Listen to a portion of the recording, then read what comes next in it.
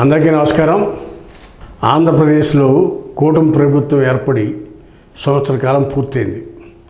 ఈ సంవత్సర కాలంలో కూటమి ప్రభుత్వం పనితీరు ఎలా ఉంది అనే దాని మీద ఇటీవల సర్వే చేయడం జరిగింది.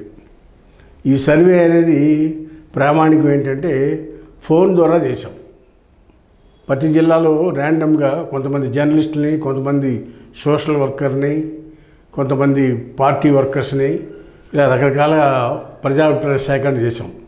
175 నియోజకవర్గాల్లో కాకుండా అబౌట్ రౌండ్ ది డిస్టిక్లో ప్రతి జిల్లాలోనూ ఫోన్ కాల్స్ ద్వారా సర్వే చేసి ఆ సర్వే రిపోర్ట్ని ప్రజాభిప్రాయం ఎలా ఉందనే దాన్ని mood of the state, Andhra Pradesh state యొక్క ప్రజల మానసిక స్థితి, ప్రజల యొక్క ఆలోచన ఏ విధంగా ఉంది, ప్రజెంట్ కూటమి ప్రభుత్వం మీద ఎలా ఉంది అనే దాని మీద ఆలోచిస్తే కొన్ని ఆసక్తికరమైన విషయాలు మనకు బయటపడ్డాయి.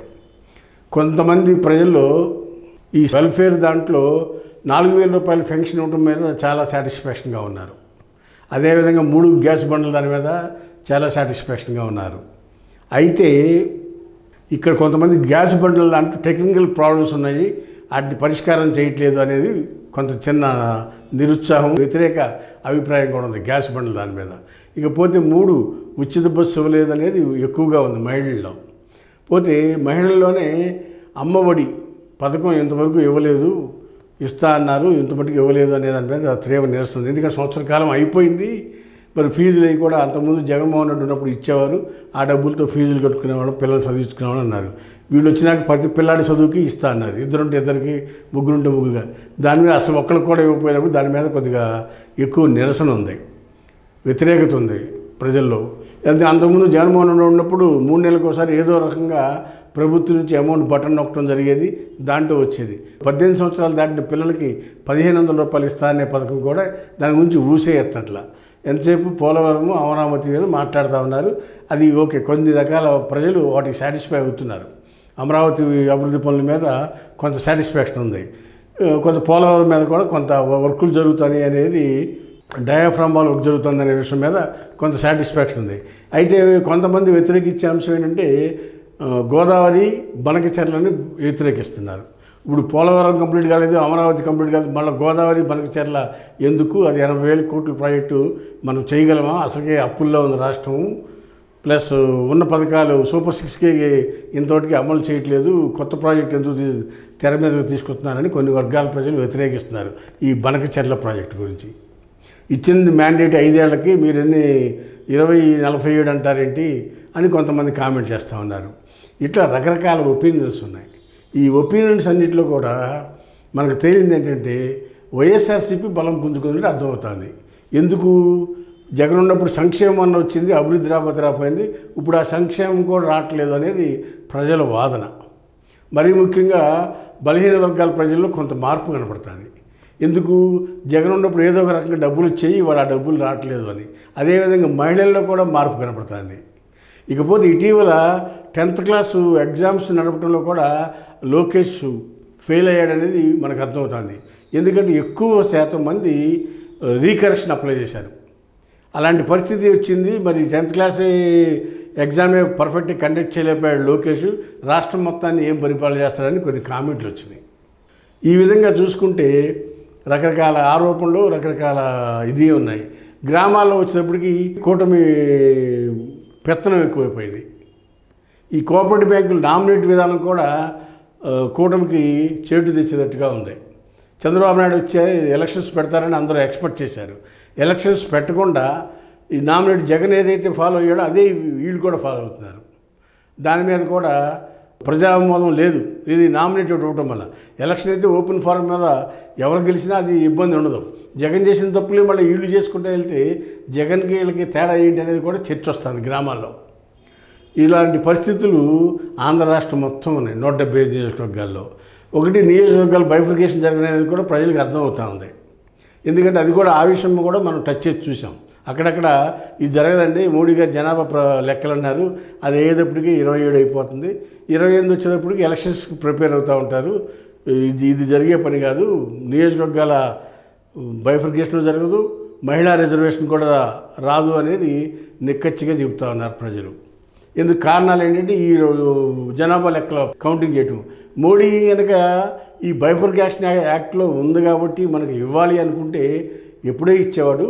14-19లో కూటమి ప్రభుత్వం ఉంది, 19-24 జగన్ ప్రభుత్వం ఉంది, అది అనుకూలమే. ఇప్పుడు 24-29 కూడా పార్ట్నర్షిప్ ప్రభుత్వం ఉంది.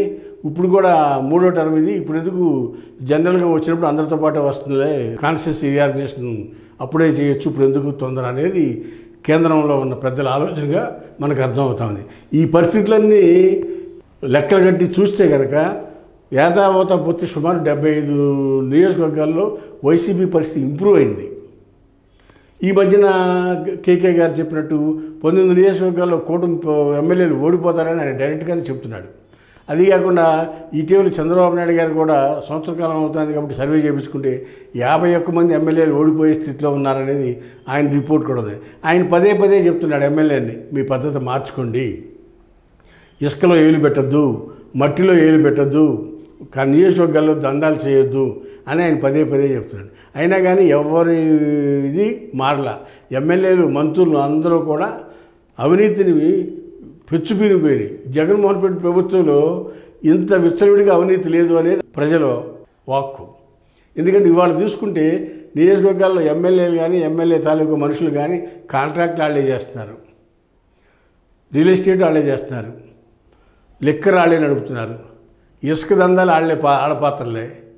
ఇక చూస్తే ఏముంది నియోజకవర్గంలో ఎంతకన్నా నియోజకవర్గం మొత్తాన్ని ఒక రాజులాగా కబ్జా చేసి పారేశారు.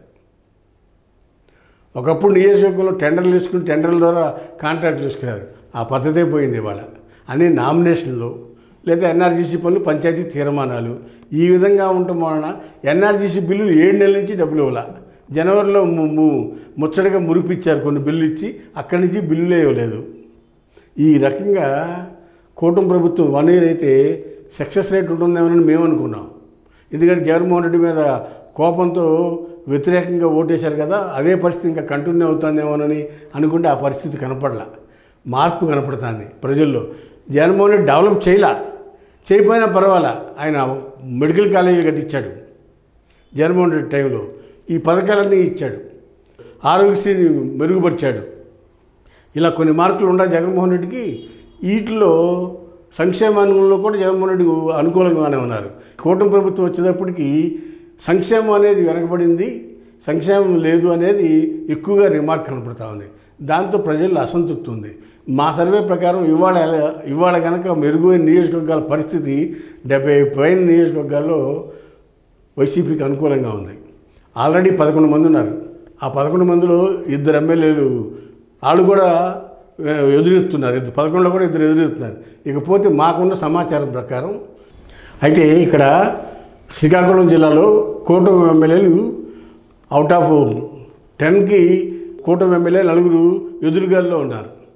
ప్రజా ఆమోదం లేకుండా ప్రజా చిత్కారానికి గురయ్యారు 4 ఎమ్మెల్యేలు. వాళ్ళ పేర్లు చెప్పడం ఇప్పుడు అనవసరం అనుకోండి.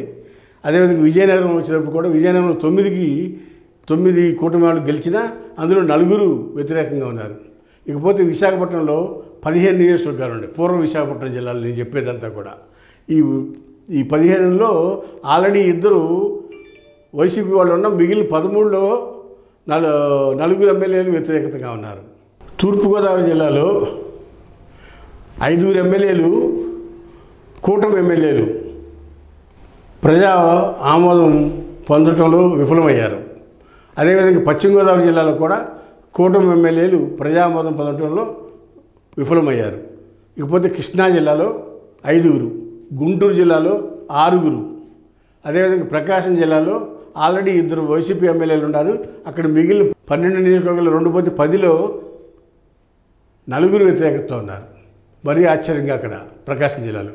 ఇకపోతే నెల్లూరు జిల్లాలో 10కి 10 కూటమి గెలిచింది. అందులో 4 వ్యతిరేక పవనాలు వీస్తాయి. వాళ్ళ మీద అసంతృప్తి ఉంది ప్రజల్లో, కూటమి ఎమ్మెల్యేలకే నేను చెప్పేది. అయితే ఇకపోతే కర్నూలు ఆల్రెడీ 2 వైసీపీ వాళ్ళు ఉన్నారు. ఆ 2 కాకుండానే 5 వ్యతిరేకంగా ఉన్నారు ఎమ్మెల్యేలు. కూటమి ఎమ్మెల్యేలు 5 మీద వ్యతిరేక భావం ఉంది కర్నూలు. కడపలో కూడా వైసీపీ వాళ్ళు 3 ఉన్నా సరే 7లో ఇంకొక 3 వ్యతిరేక పవనాలు వీస్తూ ఉన్నాయి. అదేవిధంగా అనంతపూర్ 14 కూటమిగా ఉన్నాయి. అది 14లో 5 ఎమ్మెల్యేలు ప్రజా వ్యతిరేకత మూట కట్టుకున్నారు. అనంతపూర్, చిత్తూరులో 14 ఉన్నాయి. 14లో ఆల్రెడీ ఎమ్మెల్యేలు 2 వైసీపీ వాళ్ళు ఉన్నారు. 12 టీడీపీ కూటమికి ఉన్నాయి. ఆ 12లో కూడా 4 వ్యతిరేకం పడుకుంటారు. ఈ విధంగా చూస్తే రాష్ట్రం మొత్తం మీద ఓవరాల్గా 60 పైచిలుకు నియోజకవర్గాల్లో కూటమి ఎమ్మెల్యేలు వ్యతిరేకతతో ఉన్నారు. రేపు ఎలక్షన్స్ పెడితే సుమారు 60 మంది కూడా ఓడిపోయే పరిస్థితి ఉంది. అది కాకుండా ఆల్రెడీ 11 మంది వైసీపీ ఎమ్మెల్యేలు ఉన్నారు. వాళ్ళ పరిస్థితి కూడా అందులో 2 పరిస్థితి అంతంత మాత్రంగా ఉంది.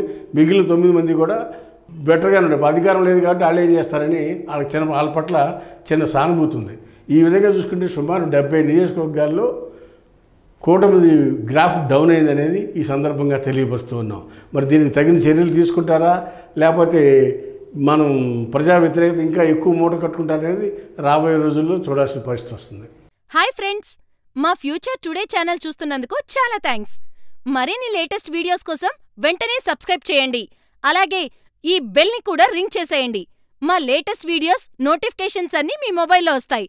మా వీడియోస్ మీకు నచ్చితే లైక్ చేయండి, షేర్ చేయండి, నచ్చకపోతే కామెంట్ చేయండి.